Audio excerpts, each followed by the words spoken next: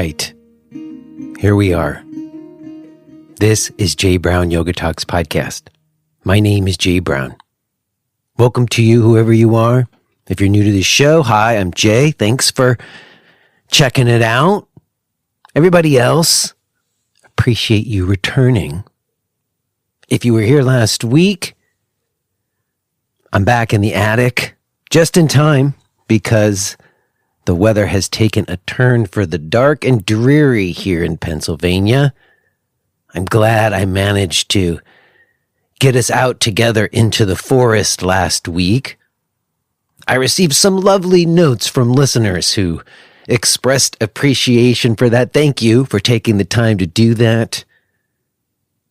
And I've been reflecting on that feeling that I was hoping to bring with me in that intro last week, that feeling of being with the trees and the river and the leaves.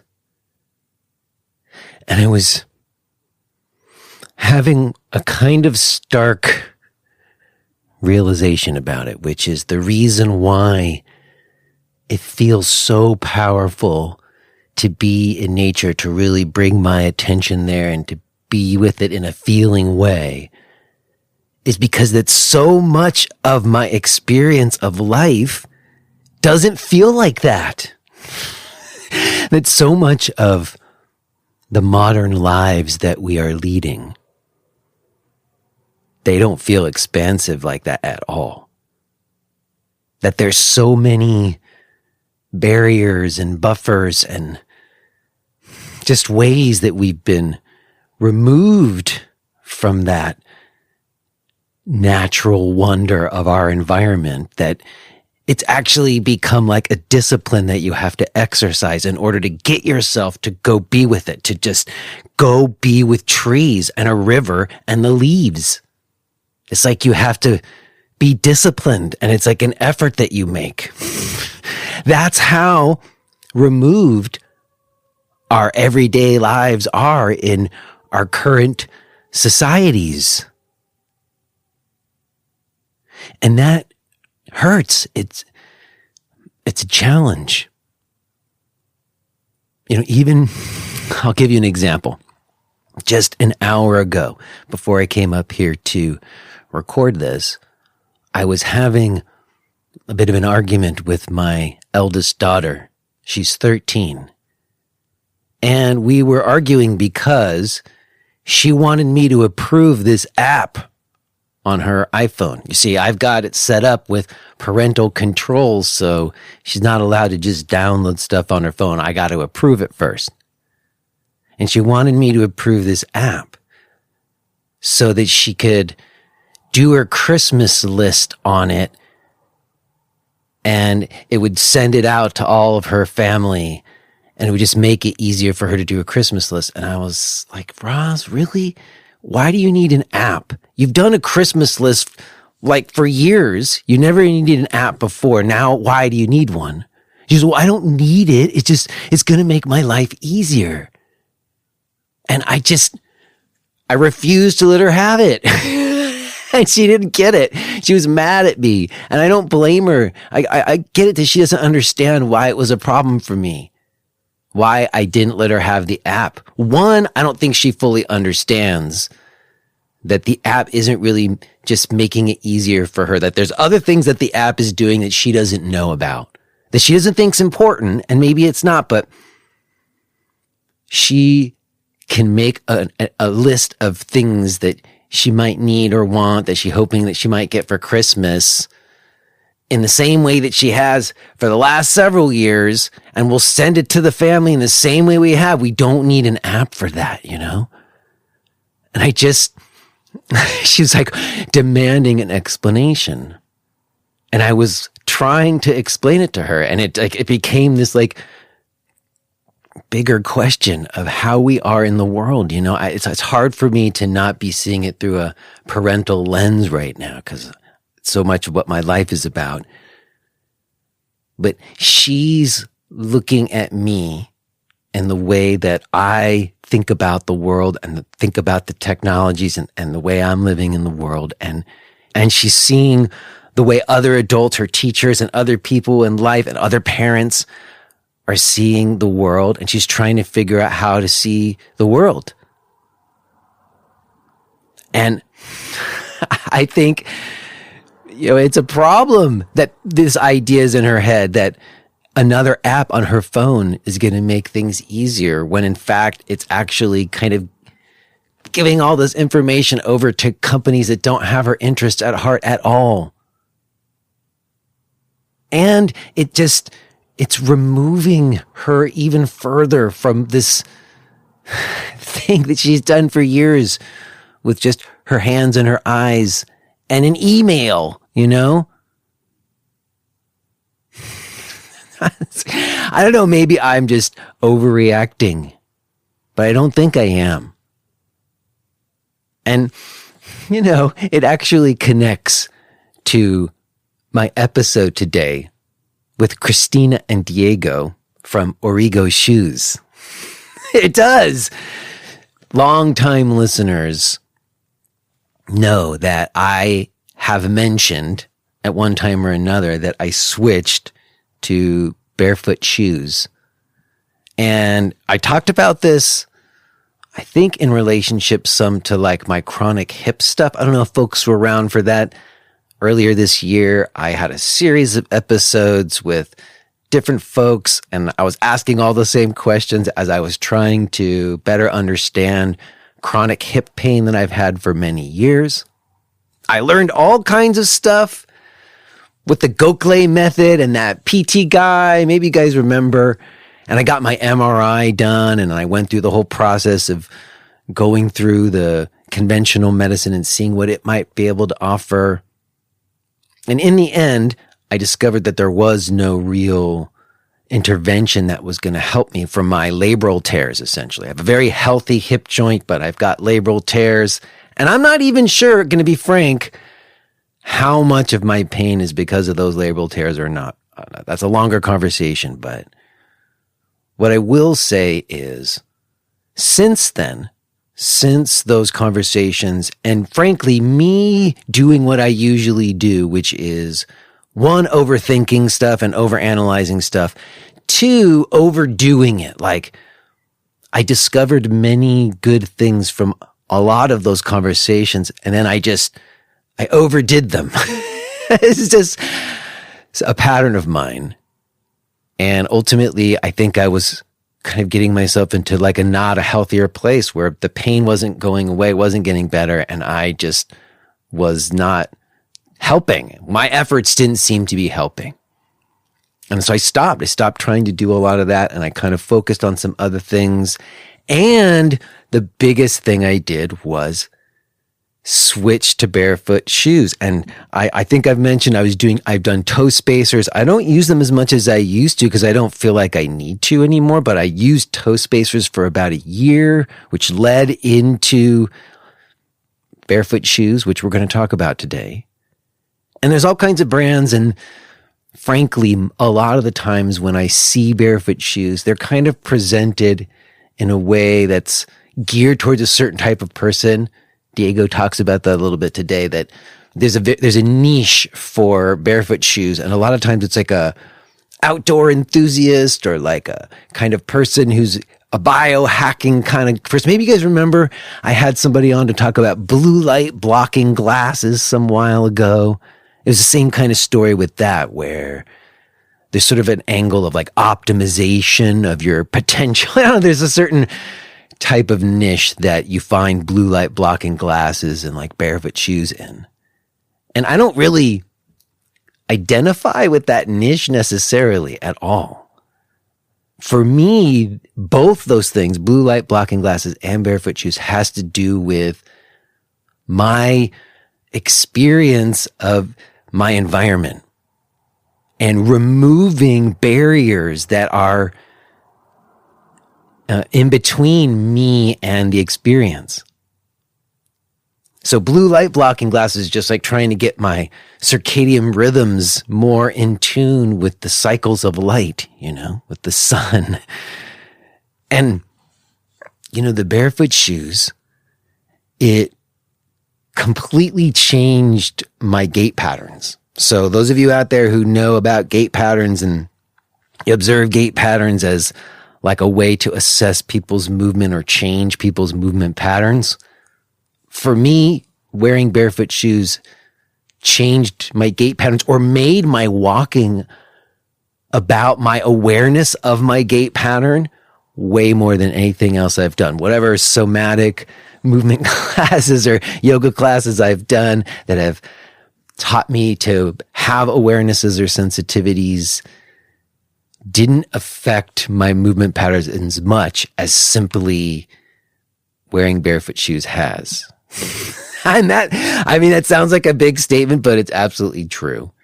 And in trying to find different barefoot shoes or learn about barefoot shoes, sometimes I felt like I was dealing with big companies and it didn't feel like I could get the information that I wanted or needed. But I ended up settling on Origo Shoes because there was a certain feeling around the company and I had some interactions with their customer service and I just really liked them. And so when I was looking to do an episode about barefoot shoes, I didn't want it to be just this like technical biohacker kind of person, or I didn't want to come at it from this necessarily anatomical, physical, optimize your health, address your pain in that kind of scientific way. I wanted it to come from a more practical and I guess spiritual kind of way. And the founders of this shoe company that I ended up getting my shoes from, Cristina and Diego, I discovered that they seem to be into barefoot shoes for the same reason that I am. And I reached out to them on a whim and they took me up on it, and it was really lovely to have a chance to meet them and have some conversation around barefoot shoes and our relationship to nature. So I'm glad to be bringing that to you today. Real quick before we get to it, let me just mention that if you're listening to the show and you're enjoying it and you have interest in connecting with me in other ways, there's opportunities for us to do that. There's ongoing live classes, there's discussion groups, there's more in-depth learning and teacher training. And really, one of the best things you could do is to just sign up for the free email list, because I do have some things coming, and that's really the best way to find out about what I'm doing if you're interested. So you can find all the things that I'm doing, including just getting on the email list, at jbrownyoga.com. Okay, y'all, I feel like I actually have some more I want to say about how we've been insulated from an experience of the natural world and why I got upset when my daughter asked me to have an app for her Christmas list. But I think maybe we'll listen to this conversation that I had with Cristina and Diego first, and I'll touch base with you after that. All right, so let's do it. Let's go ahead and listen to this conversation that I had with Cristina and Diego.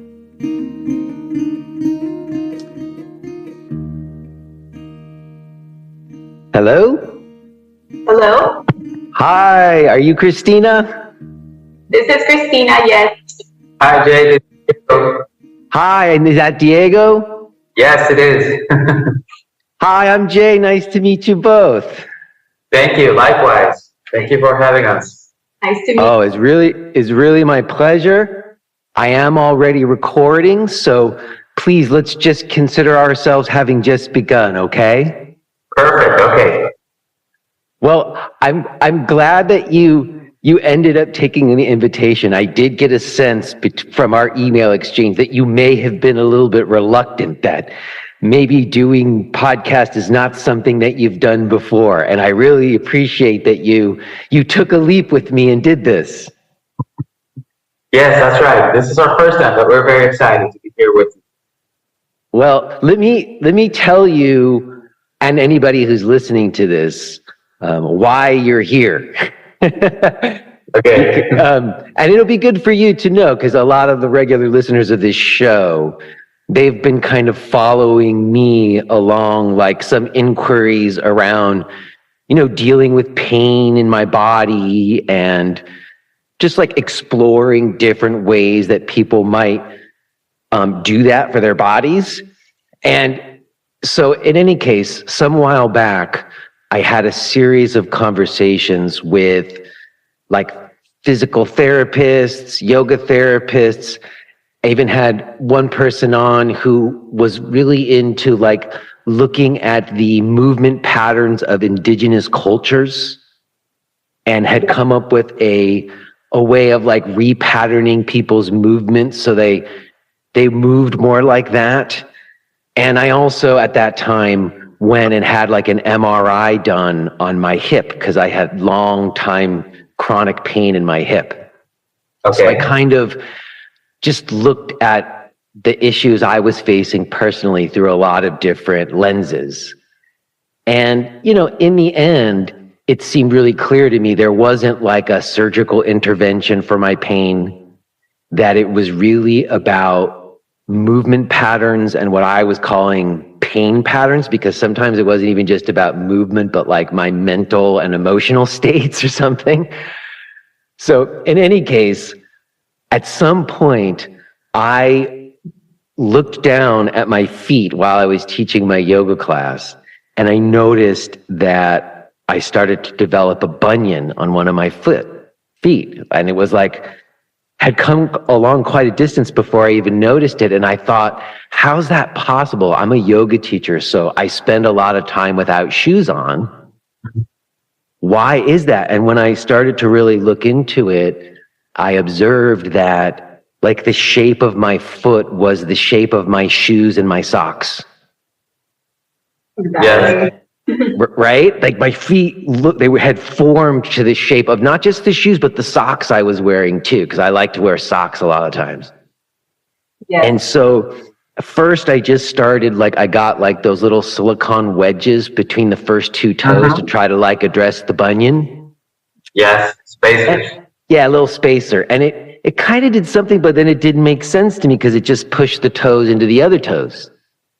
So I went ahead and moved on to like full toe spacers and started wearing full toe spacers, first like a softer material and then even like a more rigid material to kind of spread them out even more. And it really made a huge difference in my feet, like just wearing them like a couple hours a day even. But what happened was my feet changed, like the shape of my feet changed, and all of my shoes felt too tight. Yes, exactly. All of my shoes felt too tight. And so I started doing more research and reading about barefoot shoes. And I remember back when the first like the toe, like the individual toe shoes came out, like a long time ago. I had some runner friends who were into those like individual toe shoes that people were wearing. And I was like, those look crazy. And I would have never imagined wearing them, Yes. Yes. But at that point, when I started to have this thing happen where my feet got wider and I just couldn't find shoes, I realized, oh, actually, there's kind of a whole new thing going on with barefoot shoes or minimalist shoes that seem to be about this too. So this is a little bit of a long-winded introduction. To get to you guys, I tried like a bunch of different brands of barefoot shoes, And it actually does depend, like the shape of your foot and the shape that the shoe has, and how wide they are or not. Because some of them are more or less barefooty. Yes. So in any case, I must have tried 4 or 5 different brands, and yours totally won, just so you know. Oh, wonderful. I've been wearing your shoes now like almost the last year entirely, exclusively. Okay, wonderful.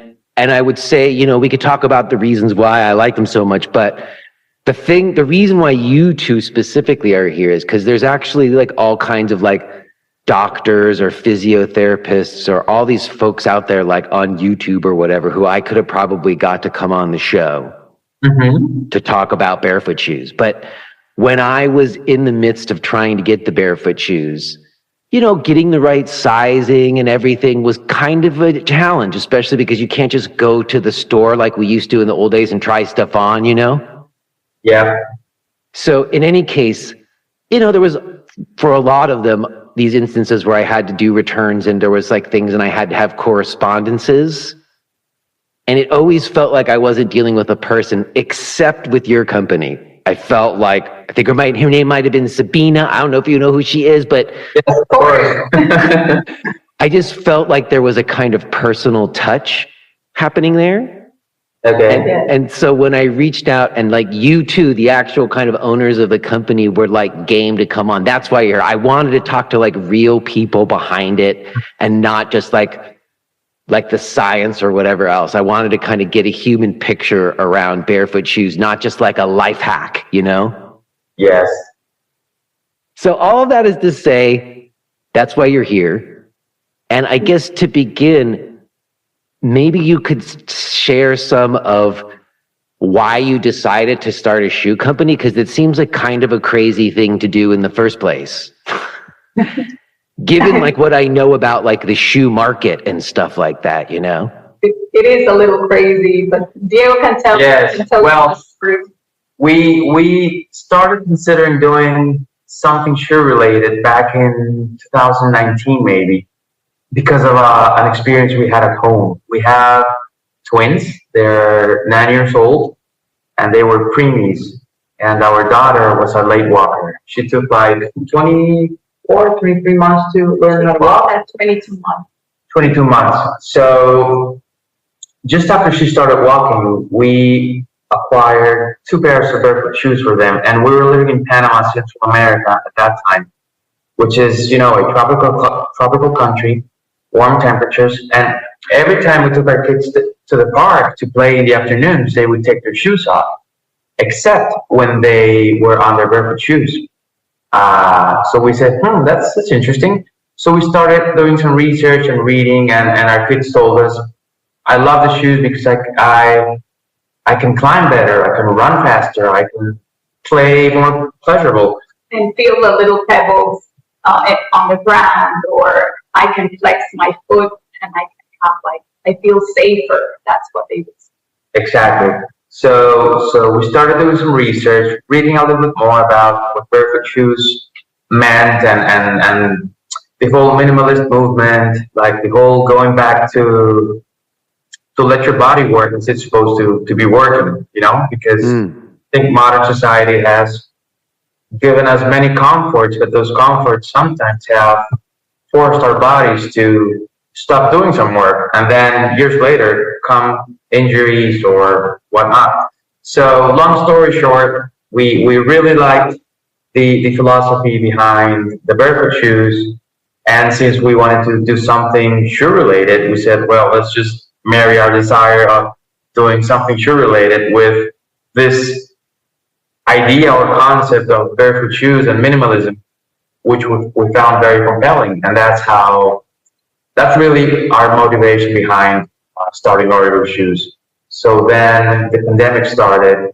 We were lucky in a way because we had time to think about our concept. We had time to put together a very knowledgeable team able to help us with the designs, with the branding, with logistics.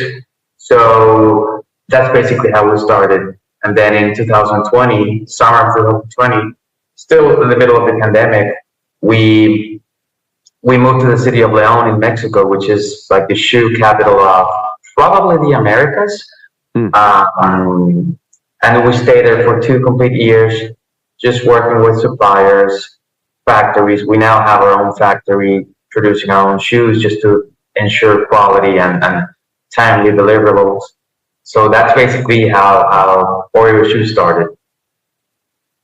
Wow. Well, I guess I'm curious to hear more about the connection between Barefoot Shoes and your children walking. How did you know, or why did you think to get Barefoot Shoes for them when they were? What's the connection between them developing later in terms of their movement and wanting to use Barefoot Shoes? Yes, our daughter, they were preemies. We have a boy and a girl. So our daughter, she was late developing in every single aspect. So she had an issue with her muscular tone. So it went like up and down, and they couldn't control it as well. So it took us a long while. She never crawled, for example. And it took her a while to sit up straight. When she finally was able to stand up, it took her a long while to even give those little steps that they do, holding themselves from a table or from the wall. So, we bought a lot of shoes for her, I remember. So these are the best shoes. So these have more support. And oh my God, I used to buy a lot of shoes until we got to a pediatrician and he told us, you know what, I think she should just go barefoot and try it, and then try her to walk, barefoot around the house, barefoot at the playground. It doesn't matter if there's dirt, if there's rain. She's not going to get sick. It's going to be even better for her because she's going to get more, her immune system is going to boost. So just try that. So she actually, at the end, learned how to walk barefoot.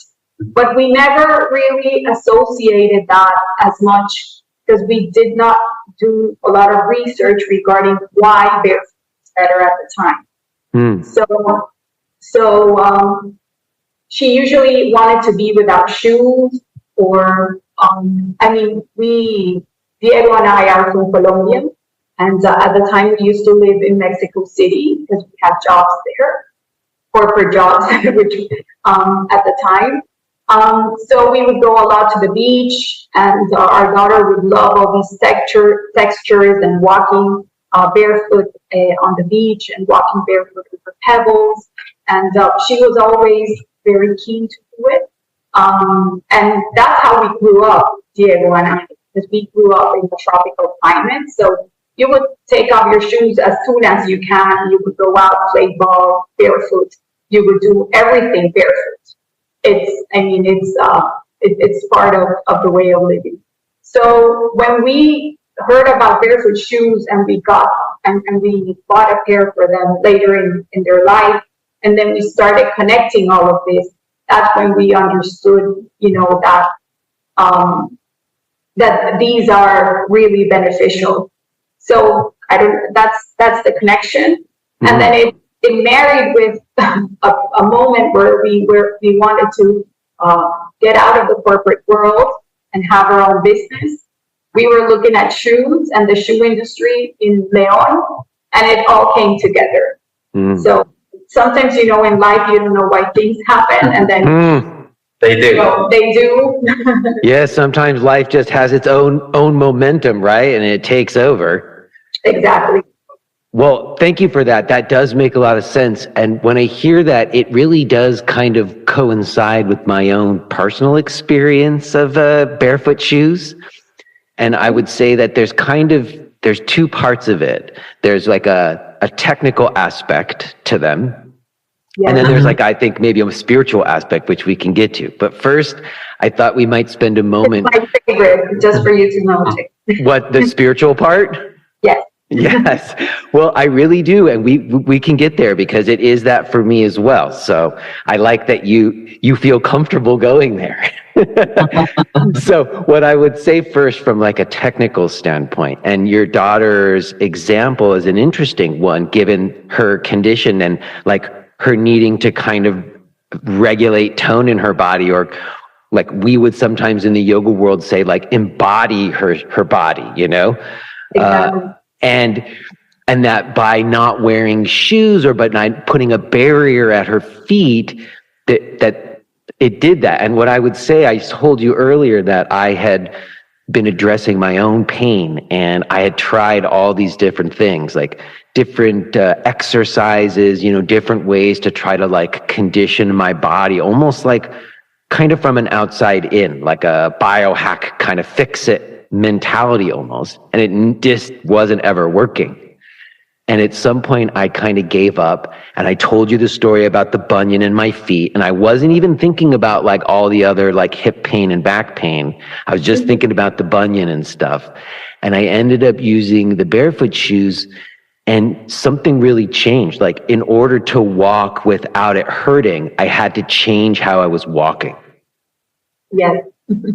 So I couldn't have the same heel strike. And it actually, like when I first tried to wear them, and I will say your shoes in particular are good because they're thin enough. Like you say, you can really feel the ground with them still. Mm-hmm.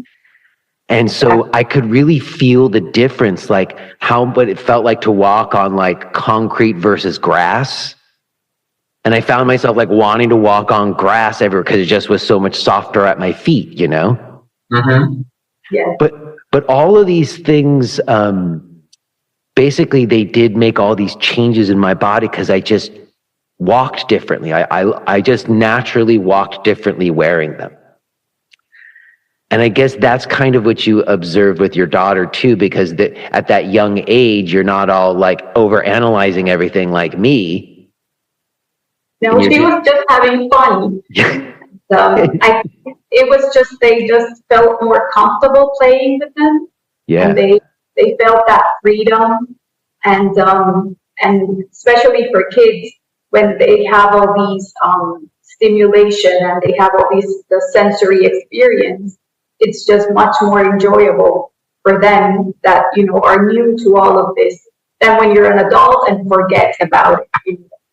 So I think that for us, and just watching our daughter, it was part of her development, being barefoot and then being in barefoot shoes was a great discovery.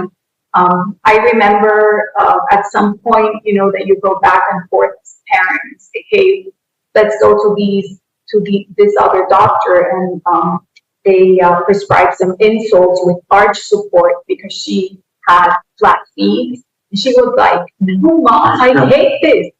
And then I called back the other pediatrician and he said, no, keep on walking.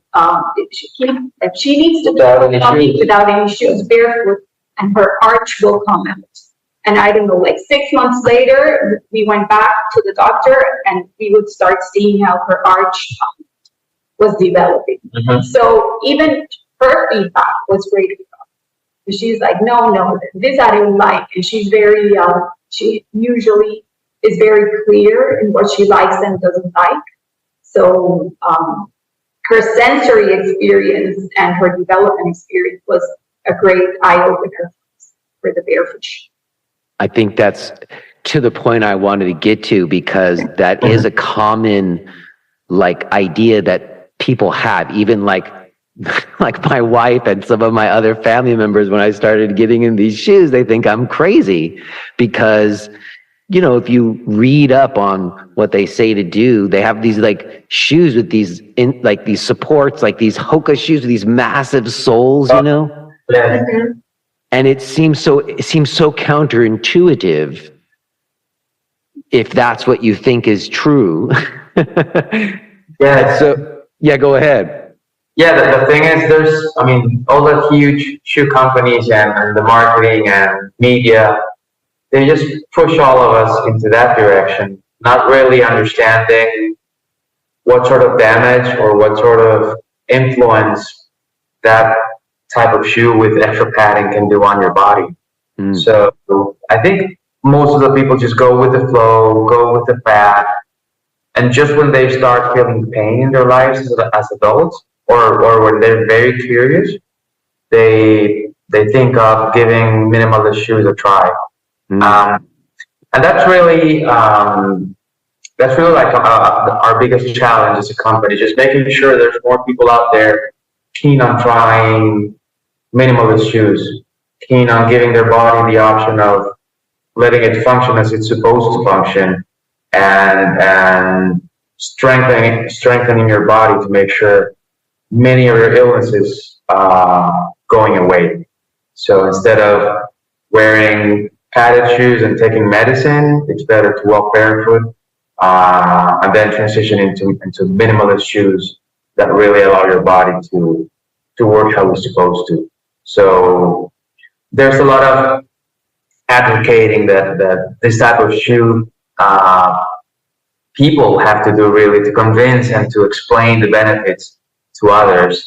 And that's really how this whole movement is really picking up momentum. So we have seen it, and we've seen it even more so after the pandemic, when all of us were at home, of course, barefoot for at least a couple of months.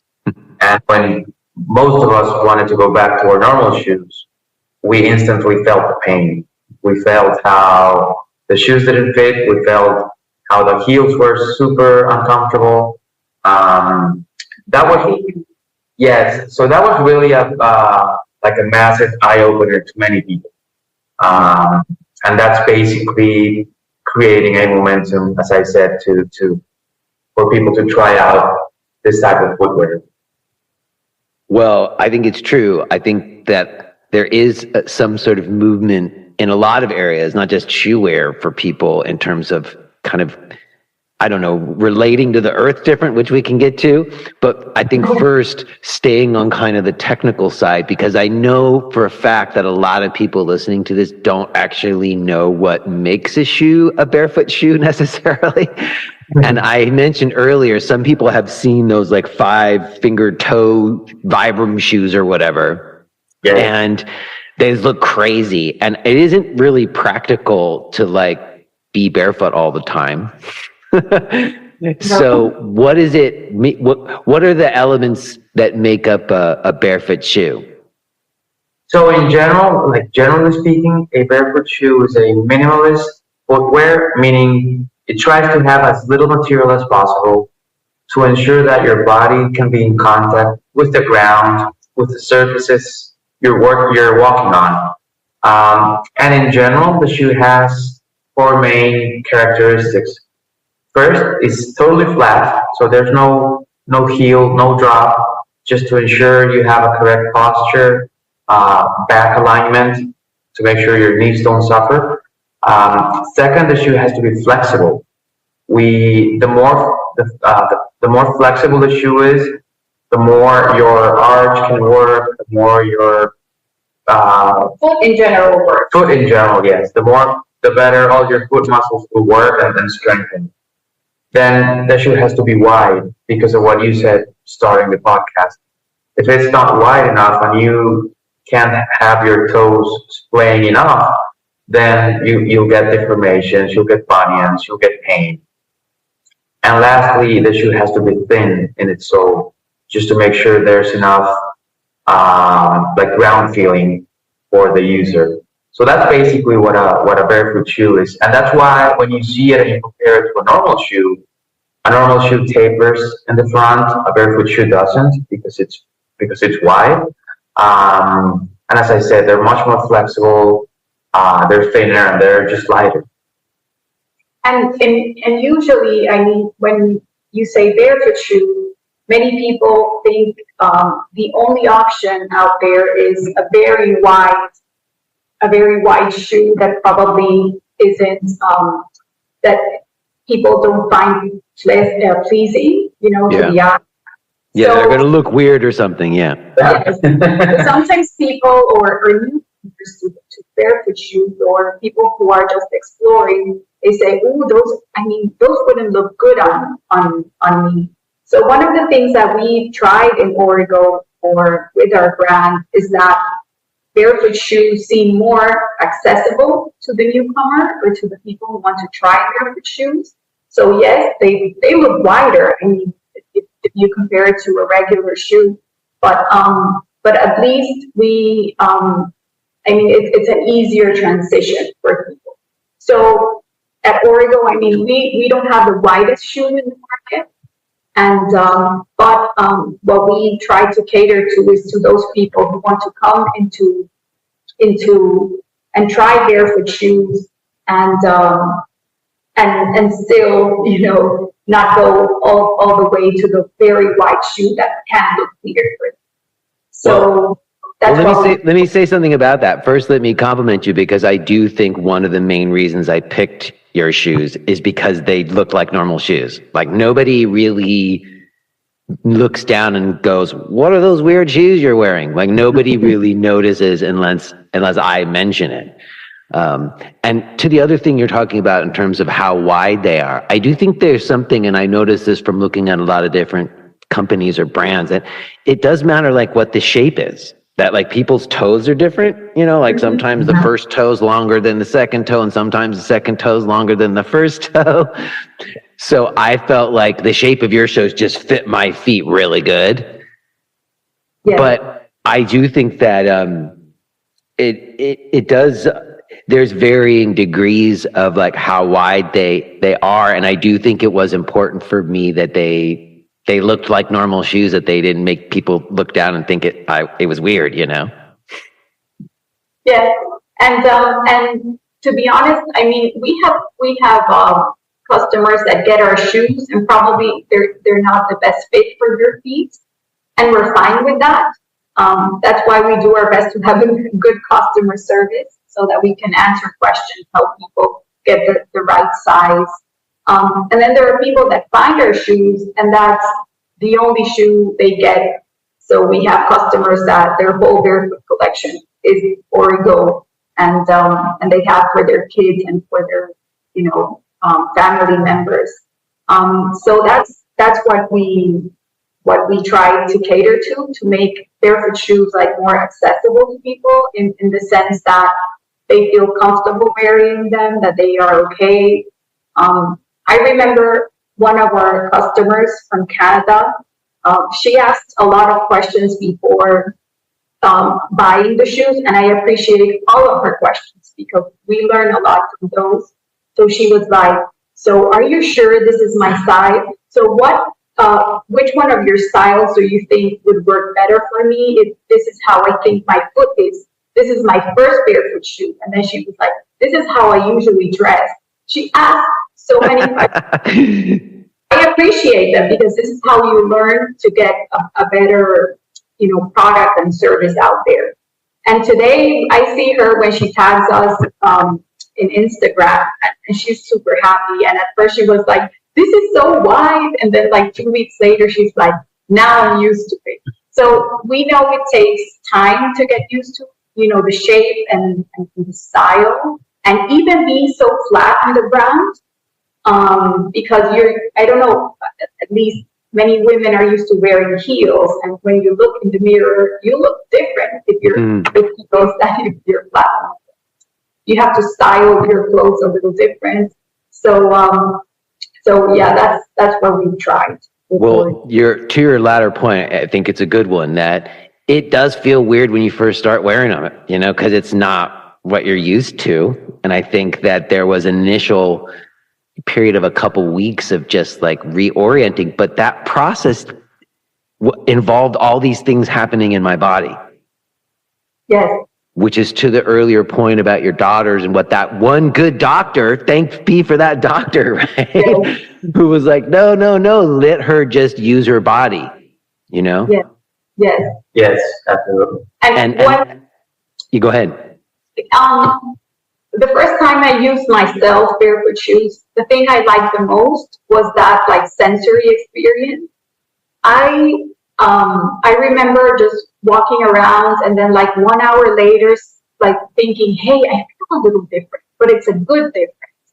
And I didn't know exactly what it was, but then I noticed that I just liked a lot feeling what was on the ground, like the little pebble, if there was even the unlevel surface, if I would go to walk on grass or walk on dirt, or I really love that experience. And then I started like experiencing more like a mindful exercise, like when you do your body scan, or so I really like that first experience, and that's how I really got into the shoes, because of that like sensory mindful experience I had. Me too. Exactly the same thing. That basically, if I tried to walk the way I normally walk, which was very unconscious, frankly, because I had these big, huge soles on my feet, I'm just kind of like slamming my feet into the floor and not feeling it. Yeah. With the thinner shoes where you can feel the ground in your feet, there's enough there that it doesn't, like if I step on a rock, it doesn't hurt like if I'm totally barefoot, because there is something there, but I can still feel everything that's there. And basically, depending on the surface, like if it's a softer or harder surface, my movement changes accordingly, like there's all these changes happening in different. If you are hearing this message, then you're listening to the free version of J. Brown Yoga Talks. To hear the rest of our conversation, please subscribe to Podcast Premium at jbrownyoga.com/premium.